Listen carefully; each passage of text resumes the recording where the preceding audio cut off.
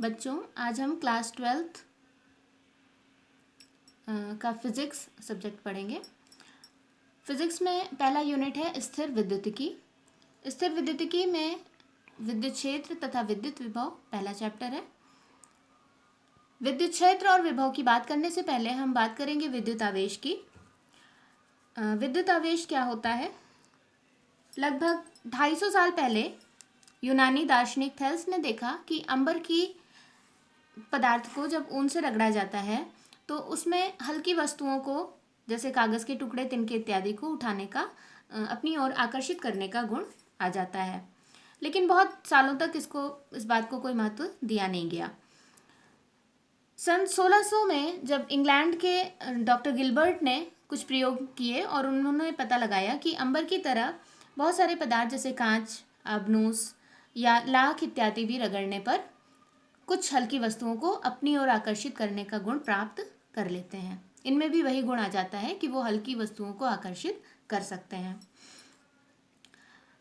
इससे स्पष्ट है कि इन पदार्थों में ये गुण जो है वो रगड़ने के कारण उत्पन्न हुआ है, यानी घर्षण की वजह से उत्पन्न हुआ है।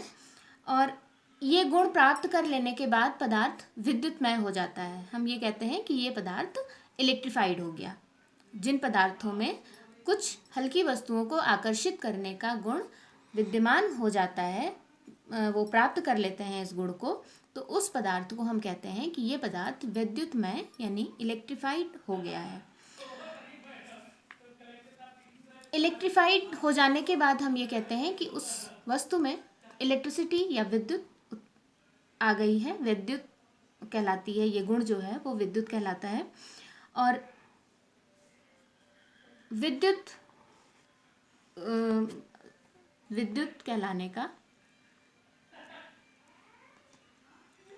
ये पदार्थ के आवेश को ग्रहण करने की वजह से उत्पन्न होता है। आवेश ग्रहण करने के बाद पदार्थ आवेशित हो जाता है, यानी इस वैद्युतमय पदार्थ को हम कहते हैं कि ये आवेशित पदार्थ है। आवेश दो तरह के होते हैं, ऋण आवेश और धन आवेश। यदि हम कांच की छड़ को रेशम से रगड़ें तो छड़ आवेशित हो जाती है, और आबनूस की छड़ को बिल्ली की खाल से रगड़ें तो वो भी आवेशित हो जाती है। लेकिन दो तरह की अगर कांच की छड़ों को हम रेशम से रगड़कर एक दूसरे के पास में लटकाएं तो हम देखते हैं कि दोनों कांच की छड़ें एक दूसरे को आकर्षित नहीं करती बल्कि प्रतिकर्षित करने लगती हैं।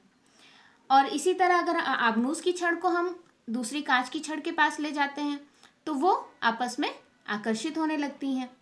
तो इस तरह से हम ये पता लगा सकते हैं कि चार्ज दो तरह के होते हैं, और दोनों चार्जेस में दो चार्जेस अगर एक दूसरे को आकर्षित करते हैं तो हम कहते हैं कि ये दोनों ही चार्जेस विपरीत तरह के हैं। विपरीत तरह के मतलब एक चार्ज है पॉजिटिव और दूसरा चार्ज है निगेटिव। और जब कोई भी दो आवेश एक दूसरे को प्रतिकर्षित करते हैं तो हम कहते हैं कि ये सेम टाइप के चार्जेस हैं, जिनको हम कहते हैं या तो वो पॉजिटिव पॉजिटिव होंगे या तो वो नेगेटिव नेगेटिव होंगे। यानी कि same charges ripple but opposite charges attracts, यानी सजातीय आवेश एक दूसरे को प्रतिकर्षित करते हैं और विजातीय आवेश एक दूसरे को आकर्षित करते हैं।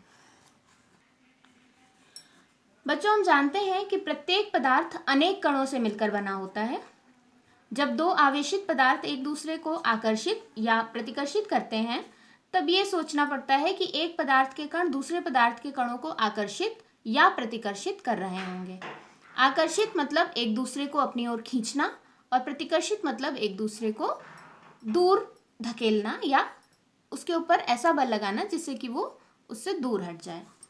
तो किन्हीं भी पदार्थ के कण या तो एक दूसरे को आकर्षित करते हैं या एक दूसरे को प्रतिकर्षित कर रहे होते हैं। क्योंकि आवेशित पदार्थ दो प्रकार के होते हैं, धन आवेशित और ऋण आवेशित, अतः हम ये मान सकते हैं कि पदार्थ के कण भी दो प्रकार के होते हैं, धन आवेशित कण और ऋण आवेशित कण। दो समान आवेश वाले कण एक दूसरे को प्रतिकर्षित करते हैं, जबकि विपरीत आवेश वाले कण एक दूसरे को आकर्षित करते हैं।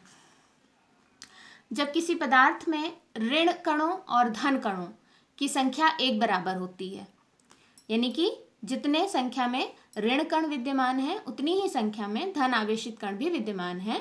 तो ऋण आवेशित कण और धन आवेशित कण आपस में एक दूसरे के प्रभाव को निरस्त कर देते हैं, जिसकी वजह से वो पदार्थ विद्युत उदासीन हो जाता है। यानी अब उसमें किसी भी पदार्थ को आकर्षित या प्रतिकर्षित करने की क्षमता नहीं होती है।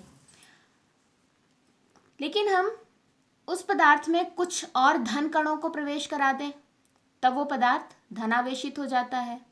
इसी प्रकार उस पदार्थ में हम अलग से कुछ और ऋण आवेशित कणों को उसमें प्रवेश करा दें, तो वो पदार्थ ऋणावेशित हो जाता है। मतलब ये है कि जिस आवेश का प्रभाव अधिक हो, जितना अधिक होगा वही आवेश उसमें परिलक्षित होता है, वही आवेश उसमें दिखाई देता है। यदि धन कण अधिक होंगे तो वो पदार्थ धन आवेशित होगा, यदि ऋण कण अधिक होंगे तो वो पदार्थ ऋण आवेशित होगा। अब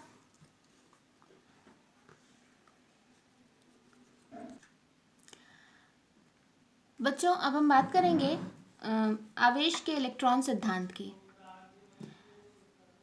इलेक्ट्रॉन सिद्धांत के आधार पर हमें ये ज्ञात है कि प्रत्येक पदार्थ परमाणु से मिलकर बना है।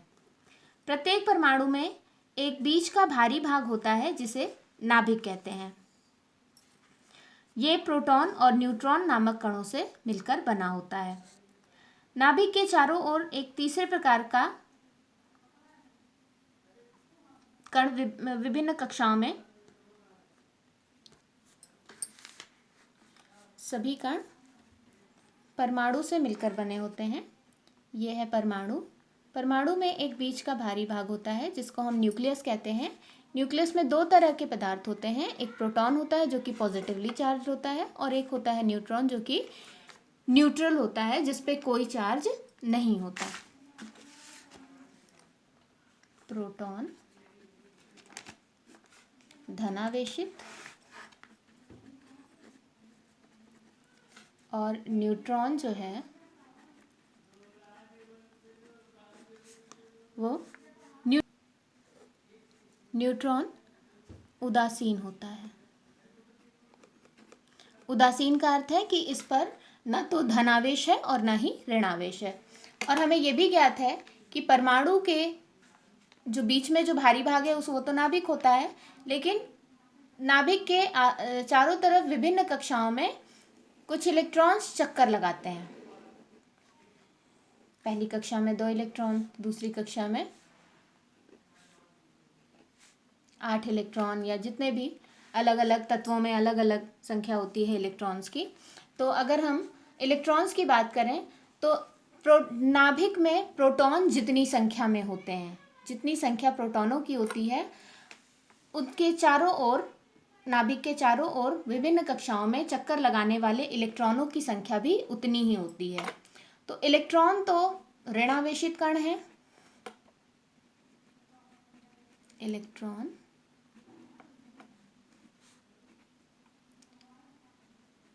ऋणावेशित है। इलेक्ट्रॉन जो है वो ऋणावेशित कण होते हैं। तो अक्सर ही हम देखते हैं कि पदार्थ में जितनी संख्या में नाभिक में प्रोटॉन होते हैं उतनी ही संख्या में विभिन्न कक्षाओं में चक्कर लगाने वाले इलेक्ट्रॉन भी होते हैं। तो यहाँ पर कुल धन आवेश कुल ऋण आवेश के बराबर हो जाता है। इसीलिए हम कोई भी परमाणु को विद्युत उदासीन कहते हैं। परमाणु विद्युत उदासीन होता है।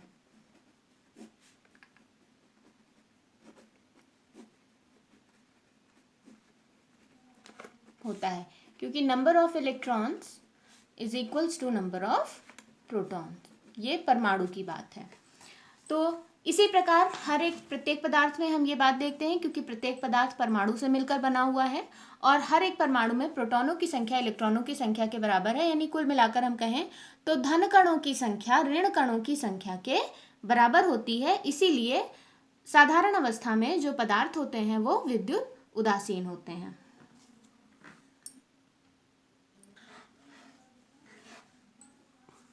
जब हम किसी परमाणु से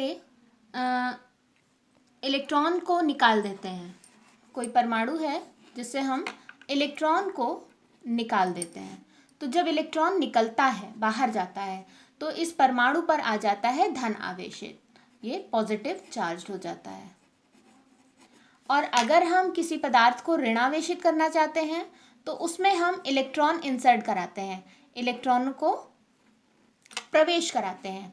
यानी जब हम इलेक्ट्रॉन्स को प्रवेश कराते हैं, चूंकि इलेक्ट्रॉन ऋणावेशित कण हैं, तो अधिक इलेक्ट्रॉन हो जाते हैं, इलेक्ट्रॉनिक संख्या अधिक हो जाती है, जिसकी वजह से वो पदार्थ निगेटिव चार्ज हो जाता है। तो इस बात को हम समझे, इलेक्ट्रॉन सिद्धांत यही है कि कोई भी पदार्थ धन आवेशित है, इसका मतलब यह है, धन आवेशित का अर्थ है पदार्थ में इलेक्ट्रॉनों की कमी। और ऋणावेशित का अर्थ है जब कोई पदार्थ ऋणावेशित होता है, तो ऋणावेशित वो इसीलिए होता है क्योंकि उस पदार्थ में इलेक्ट्रॉनों की अधिकता होती है। अब ये कमी और अधिकता निर्भर करती है कि हम किस प्रोसेस से, किस विधि से उसमें इलेक्ट्रॉनों की कमी या इलेक्ट्रॉनों की अधिकता कर रहे हैं, किस प्रकार से वो पदार्थ धन आवेशित या ऋण आवेशित हो रहा है। तो चैप्टर की शुरुआत में ही हमने बात की थी कि घर्षण के कारण कुछ पदार्थ इलेक्ट्रीफाइड हो जा रहे थे, कुछ पदार्थ जो है वो आवेशित हुए जा रहे थे। वो घर्षण की वजह से होता क्या है कि जब हम दो वस्तुओं को आपस में रगड़ते हैं तो दोनों वस्तुओं की सरफेस आपस में कांटेक्ट में आती है, और कांटेक्ट में आकर के वो आपस में एक दूसरे से रगड़ खाती है, एक दूसरे से की सतह पर घर्षण करती है। तो इस वजह से क्या होता है कि उनकी सतहों पर थोड़ी सी एनर्जी इंक्रीज हो जाती है, थोड़ा सा ताप इंक्रीज हो जाता है, टेम्परेचर इंक्रीज हो जाता है। तो उस टेम्परेचर इंक्रीमेंट की वजह से सतह पर जो इलेक्ट्रॉन हैं वो एनर्जी पाते हैं, उनमें एनर्जी आ जाती है अलग से, और इतनी एनर्जी आ जाती है कि वो अपनी सतह को छोड़ करके दूसरे पदार्थ में आ जा सकते हैं। तो एक पदार्थ से, जिस पदार्थ से इलेक्ट्रॉन निकल करके दूसरे पदार्थ में जाते हैं, अगर हमने कांच की छड़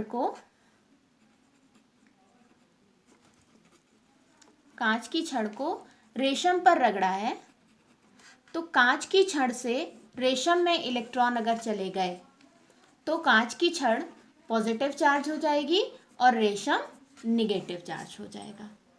तो घर्षण की प्रक्रिया यही है कि घर्षण के कारण कांटेक्ट में आने वाली जो सरफेसेस हैं, सरफेस पे एनर्जी इंक्रीज होती है। उस एनर्जी की वजह से इलेक्ट्रॉन कुछ एनर्जी पा करके सतह को छोड़ने में, अपने सतह को से निकल जाने में कामयाब हो जाते हैं। इलेक्ट्रॉन्स इमिट हो जाते हैं सरफेस से, और इस इमिशन की वजह से एक इलेक्ट्रॉन अपने सरफेस को छोड़ करके दूसरे पदार्थ की अंदर एंटर कर जाते हैं, जिसकी वजह से जिस पदार्थ से इलेक्ट्रॉन निकलते हैं वो पदार्थ पॉजिटिव चार्ज हो जाता है, और जिस पदार्थ से में इलेक्ट्रॉन एंटर करते हैं वो पदार्थ जो है वो निगेटिव चार्ज हो जाता है। जब दो वस्तुएं आपस में रगड़ी जाती हैं तो दोनों वस्तुओं पर विपरीत आवेश उत्पन्न होता है, और यह आवेश जब मापा जाता है तो हम देखते हैं कि दोनों ही वस्तुओं पर आवेश एकदम सेम मात्रा में होते हैं, समान मात्रा में होते हैं। यानी एक पदार्थ में जितनी आवेश की कमी होती है, जितना पॉजिटिव चार्ज होता है, वो दूसरे पदार्थ के निगेटिव चार्ज के बराबर होता है। यानी हमेशा दो वस्तुएं जब आपस में रगड़ी जाएंगी तो दोनों पर जितना पॉजिटिव चार्ज एक वस्तु पर आएगा, दूसरी वस्तु पर उतना ही निगेटिव चार्ज आएगा। यानी कि जितने इलेक्ट्रॉन एक वस्तु में से निकलेंगे उतने ही इलेक्ट्रॉन दूसरी वस्तु में प्रवेश करेंगे। दोनों वस्तुओं पर सेम आवेश इसीलिए होता है क्योंकि आवेश हमेशा संरक्षित रहता है। इसे कहते हैं आवेश के संरक्षण का नियम। आवेश का संरक्षण ये कहता है कि आवेश को न तो उत्पन्न किया जा सकता है और न ही नष्ट किया जा सकता है, केवल आवेश एक वस्तु से दूसरी वस्तु में स्थानांतरित हो सकता है। आवेश का स्थानांतरण हो सकता है।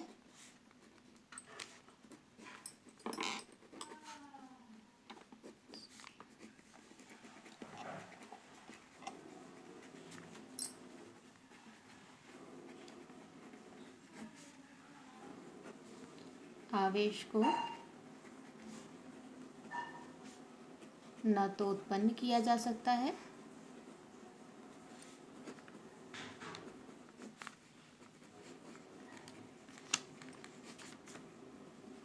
और न ही नष्ट कर सकते हैं।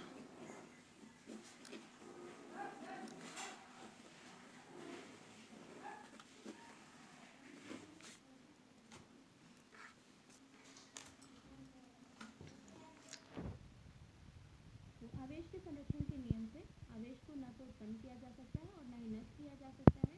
आवेश का केवल स्थानांतरण किया जा सकता है एक वस्तु से दूसरी वस्तु में। वैद्युत आवेश का मात्रक। वैद्युत आवेश को हम वैसे तो कूलाम में नापते हैं, का मात्रक कूलाम है।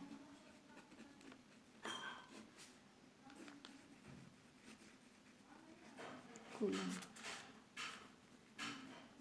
विद्युत आवेश का मात्रक जो है वो कूलाम है और कूलाम एक बहुत बड़ा मात्रक है, इसलिए हम आवेश को मापने के लिए माइक्रो कूलाम यानी कि एक छोटी राशि जिसको हम माइक्रो कूलाम, एक माइक्रो कूलाम में 10⁻⁻⁶ कूलाम आवेश होता है।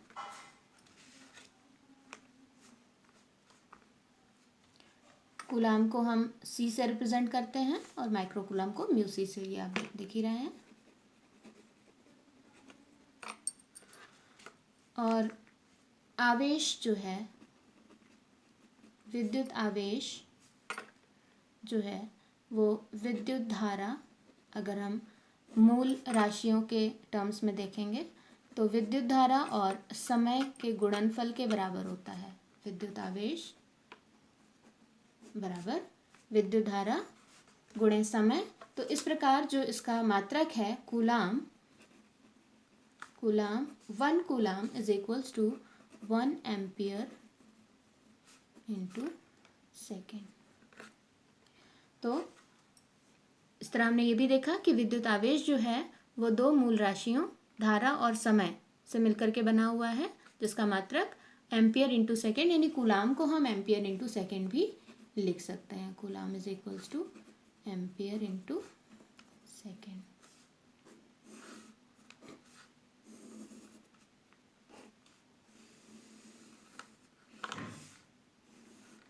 और जब हम विद्युत धारा की बात करते हैं तो विद्युत धारा की परिभाषा ही यही है कि विद्युत आवेश के प्रवाह की दर को विद्युत धारा कहते हैं। तो एक कूलाम आवेश क्या है? यदि किसी चालक में, ये परिभाषा है कूलाम की परिभाषा, एक कूलाम की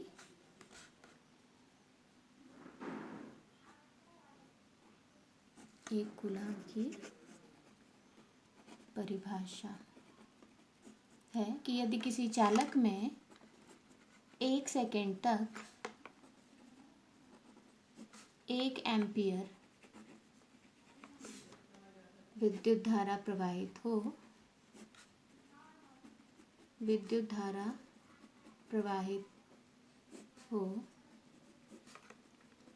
तो कहा जाता है कि चालक में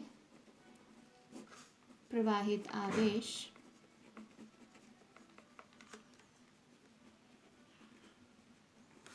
एक कूलाम